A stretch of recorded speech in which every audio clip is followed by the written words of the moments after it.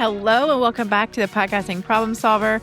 I am your host, Leah Bryant, podcast growth coach, strategist, and your go-to guide for pitching, positioning, and landing big guests who bring instant credibility to your show. And today's topic, which I'm super excited to dive into, was a text-in question from Alyssa, and her podcast is Rest for the Worn and Weary.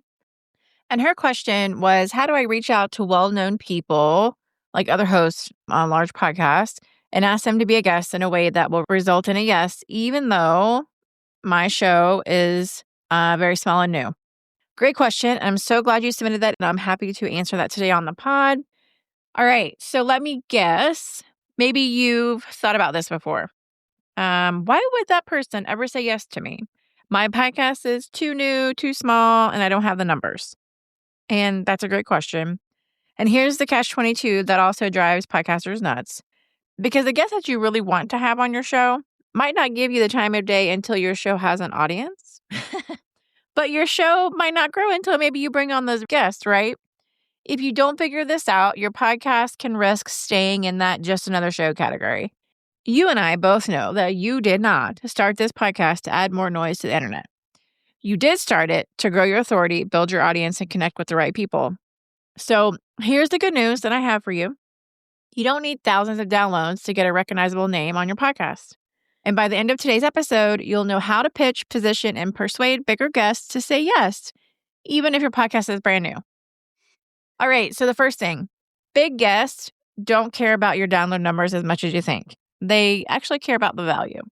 Value could look like a chance to promote their new project, access the right audience, even if it's small, or just have a great conversation that makes them look good, right? Here's a stat for perspective.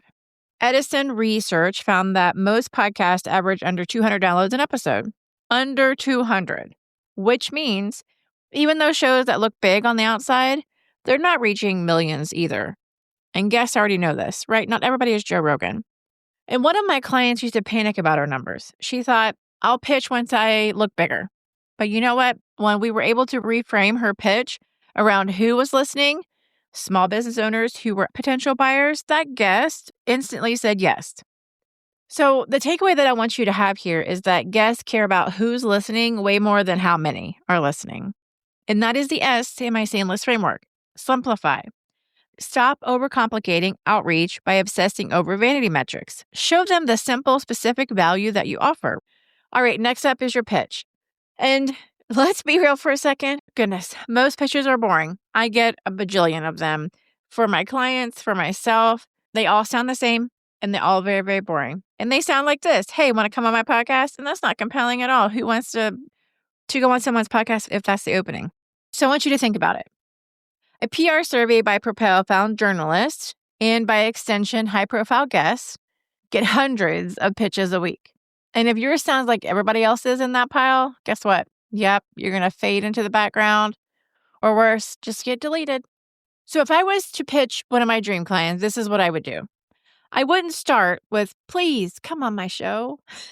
No, I would start with their new book or their new project and explain why my audience is a perfect fit. All right, so maybe you're sitting there thinking, okay, Leah, this is all great in theory, but how do I actually make this happen? What does the email look like?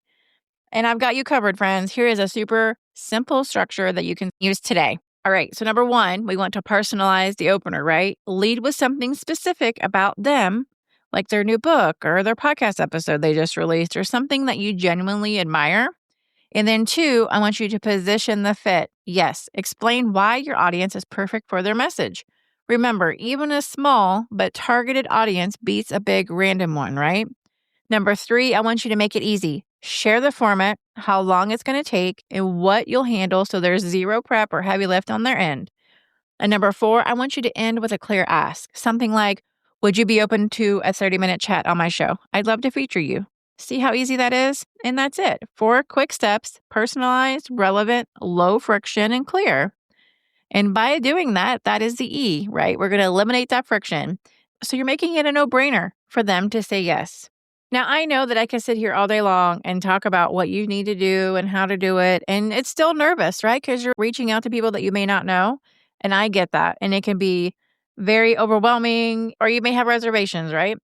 Well, if this is new to you and you want someone to look over your pitch, please feel free to send it to me. I will be happy to look over your pitch, give you some feedback, and tell you what I think. You could do that by sending an email to support@leahbryantco.com, and I will put that in the episode description below. Would love to help you if you have questions or if you want me to just take a look at your pitch. I'd be happy to do that. Now, let's talk about stacking credibility. Sometimes all it takes is one recognizable guest to open those floodgates, right? Podchaser research shows that when an authority figure shows up on your podcast, it instantly boosts the listener's trust, even if they've never heard of your show before. So here's what I would do if I wanted to pitch bigger names.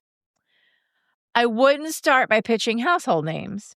I would start with respected experts in whatever niche that I was wanting to pitch to. Then when I would reach out to a bigger name, I could say, oh, I've interviewed XYZ, and then suddenly those doors are opened. See what I did there? The thing is that one yes can easily turn into more yeses. And this is the A in seamless, which we were going to call align strategically, okay? So each guest you book should set you up for the next level. And here's the bonus tip I want you to take away. You don't always have to cold pitch. Warm intros are gold. Lean on your network, even if it feels small right now. LinkedIn data shows warm introductions are 5 times more effective than cold outreach. So relationships move doors that pitches alone can't. And that is the M in seamless. Multiply opportunities. Every connection you have can lead to another one if you're intentional about it. So let's put all this together, okay? We're going to lead with value and not audience size. We're going to craft pitches that are specific and irresistible. No templates, okay? And we're going to borrow credibility until you can hold your own. And of course, whenever possible, lean on relationships instead of just cold outreach. And that's your seamless approach to landing bigger guests.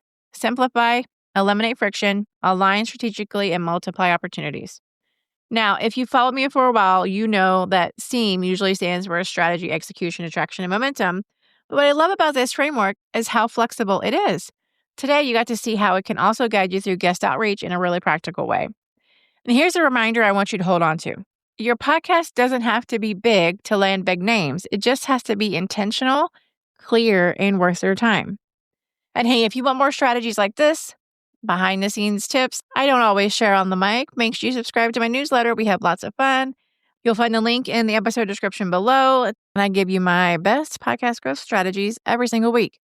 And if you have a question and want it answered in another episode, then by all means, send me a text by clicking the link in the episode description. You will be anonymous unless you tell me otherwise. And until next time, friends, keep podcasting with intention, keep reaching out with value, and keep it seamless. Bye for now.